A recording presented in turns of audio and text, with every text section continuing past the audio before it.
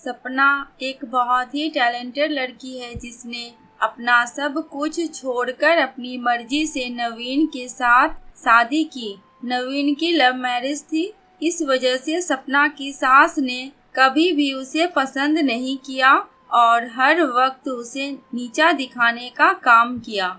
यह बात सपना को बुरी लगती थी और कभी कभी वह इसकी शिकायत अपने पति नवीन से किया करती थी, लेकिन नवीन कभी भी सपना की बातों पर ध्यान नहीं देता और हमेशा अपने ही कामों में लगा रहता। सास, आज मुझे मटर पनीर खाने का मन हो रहा है, तुम मेरे लिए आज ही बनाना। सपना, लेकिन माँ जी, मटर पनीर तो नवीन को पसंद नहीं है। ऐसे में मैं कुछ और बना देती हूँ ताकि सभी मिलकर खाना खा सके। सास, अगर नवीन को पसंद नहीं है तो ऐसे में तुम उसके लिए कुछ और भी तो बना सकती हो। क्या तुम्हारी माँ ने कुछ और बनाना नहीं सिखाया? सास की इस बात से सपना को गुस्सा आ जाता है क्योंकि बात माँ की आ गई है और वह बिना कुछ बोले किचन की तरफ चली जाती है और नवीन के लिए कोई दूसरी सब्जी बनाने के बारे में सोचने लगती है। लेकिन उसका बुझा हुआ चेहरा नवीन को नजर आता है और वह उससे कारण जानना चाहता है, लेकिन सपना ने उसे कुछ भी बताने से मना कर दिया।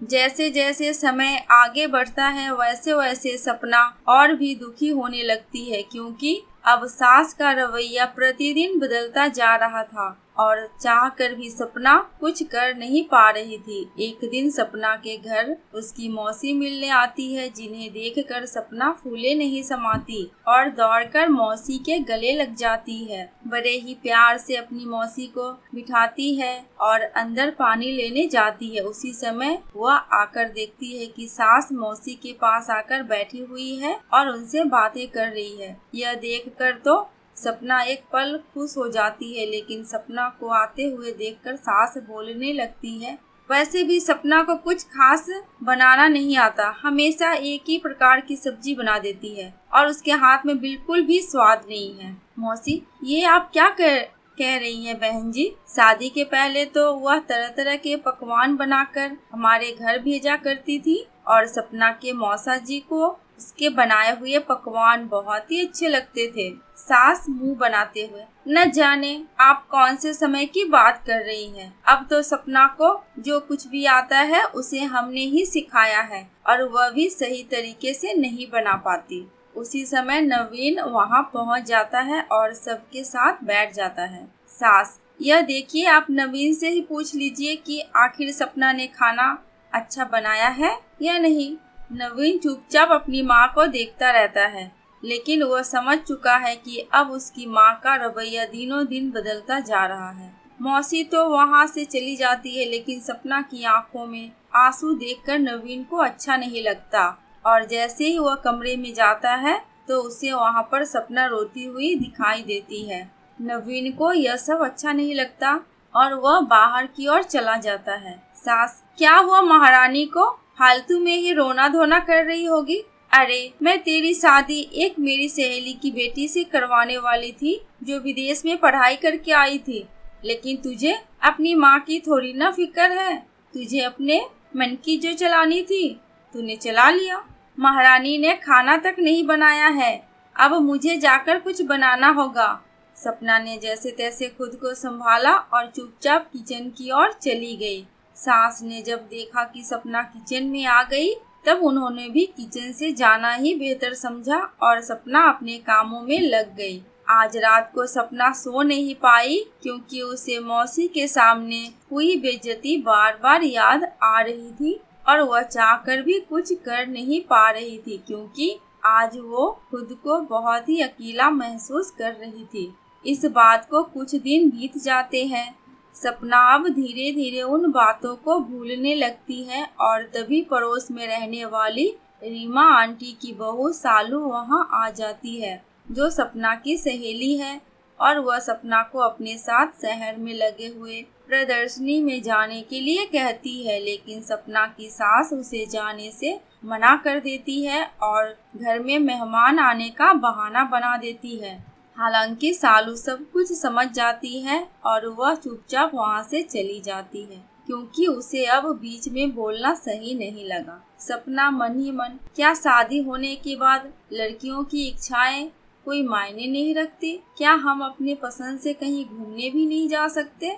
सपना इन ख्यालों में डूबी हुई रहती है कि अचानक उसके सामने सास तैयार होकर आ जाती है और कहती है कि तुम अपने लिए खाना बना लेना, मैं अपनी सहेली के साथ शॉपिंग के लिए जा रही हूँ, क्योंकि उसे कुछ साड़ियाँ अपनी बहू के लिए खरीदनी है। उसने कहा था कि हम खाना बाहर ही खाएंगे, और हाँ, मेरी बुराई तुम मेरे बेटे से मत करना। सपना, यह आप क्या कह रही है माँ जी? मैं भला ऐसा क्यों करूँगी? आपको जहाँ भी जाना हो आप जा सकते हो, मुझे कोई दिक्कत नहीं है। सास, अच्छा तो तुम अब मुझे परमिशन दोगी? तुमसे तो मैं आकर ही बात करूँगी। और इतना कहकर वह वहाँ से चली जाती है। सपना तो कुछ समझ ही नहीं पाती है कि आखिर वह अपने सास के लिए क्या करे कि वह हमसे खुश रहे। साथ ही साथ उसे अपने पति से भी शिकायत थी कि जब भी उसे पति की जरूरत होती है वह कभी भी उसका साथ नहीं देते और हमेशा चुप रह जाते। इसी प्रकार सपना अपने कामों में डूबी रहती। एक दिन जब सपना घर में झाड़ू पोछा लगा रही होती है कि अचानक उसका पैर फिसल जाता है और वही धड़ाम से गिर पड़ती है। उसके पैरों में सूजन आ जाती है, जिससे लगता है कि शायद उसे फ्रैक्चर हो चुका है, लेकिन सास इस बात को मानने के लिए तैयार नहीं है और वहीं पर वह सपना से कहती है, अब देखो महारानी का नया नाटक शुरू हो गया। नवीन किसी काम से बाहर गया होता है और जैसे ही वह घर आता है तो सपना को कराहते हुए देखकर उसे बहुत ही बुरा लगता है और वह देखता है कि माँ बार बार उसे कुछ न कुछ ताने मारे जा रही है। इस बात से इस बार नवीन चुप नहीं रहता और वह दौड़ कर आता है, सपना को उठाता है और अपनी माँ से कहता है, माँ आप यह बिल्कुल अच्छा नहीं कर रही हैं। माना आप सपना को पसंद नहीं करती, इसका मतलब यह तो नहीं है कि आप उसके दुख में दर्द में उसका साथ नहीं देंगे। लव मैरिज उसने ही नहीं की थी बल्कि मैंने भी की है। अगर आप उसका साथ नहीं देंगी तो और कौन देगा? आपने आज तक उसे इतने ताने मारे हैं लेकिन उसने कभी भी आपको पलटकर जवाब भी नहीं दिया और हमेशा उसने मुझसे कहा है कि वह हमेशा आपका ख्याल रखेंगी, लेकिन आप कभी उसका ख्याल नहीं रख पाती।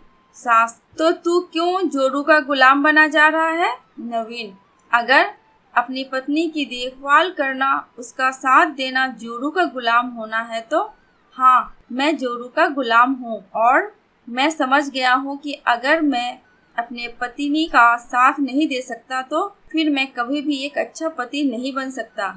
सुबह से शाम तक सपना आपका ख्याल रखती है और हमेशा इस बात की फिक्र में लगी रहती है कि आपको कोई कमी ना हो, लेकिन कभी भी आपके दिल में उसके लिए प्यार दया जैसी भावना आई ही नहीं है। आप हमेशा उसे जलील करती रहती है। और हाँ, एक बात और, 1 साल पहले जब आप तेज बुखार में तड़प रही थी उस समय रात भर जगकर सपना ने आपकी देखभाल की थी, मैंने नहीं, और उसने ही डॉक्टर को बुलाया था। लेकिन आपको हमेशा ऐसा लगता है कि उसने नहीं बल्कि मैंने आपकी सेवा की है। दरअसल मुझे सपना ने बताने से मना किया था। इस बात से सास को बहुत आश्चर्य हुआ। सास, तुम्हारी बातें अब मुझे समझ में आ रही है और मैंने जो कुछ भी किया है उसके लिए मुझे बहुत दुख है।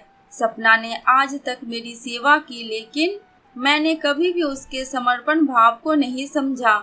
जब हम एक ही घर में होते हैं तो हमेशा एक दूसरे का साथ बनकर आगे बढ़ना चाहिए, ना कि एक दूसरे की टांग खींचते हुए। तुमने समझा दिया बेटा। अब सास सपना के पास जाकर उसे संभालने लगती है, जिससे सपना को खुशी मिलती है और वह खुशी से अपने पति नवीन की ओर देखती है और नवीन के द्वारा उठाए गए कदम को वह सही मानती है। दोस्तों, कई बार हम देखते हैं कि घर में बहुओं का लगातार अपमान किया जाता है और उनसे हमेशा हम अच्छे की उम्मीद करते हैं। एक बात याद रखना चाहिए कि जब तक हम अपनी बहू को सम्मान, इज्जत, प्यार नहीं देंगे तब तक वह भी हमसे वह प्यार और इज्जत नहीं कर पाएंगे। सच्चा इंसान वही होता है जो सही को सही और गलत को गलत बोल सके और बिना किसी डर के आगे बढ़ सके। दोस्तों, आपको ये कहानी कैसी लगी प्लीज कमेंट करके हमें जरूर बताना।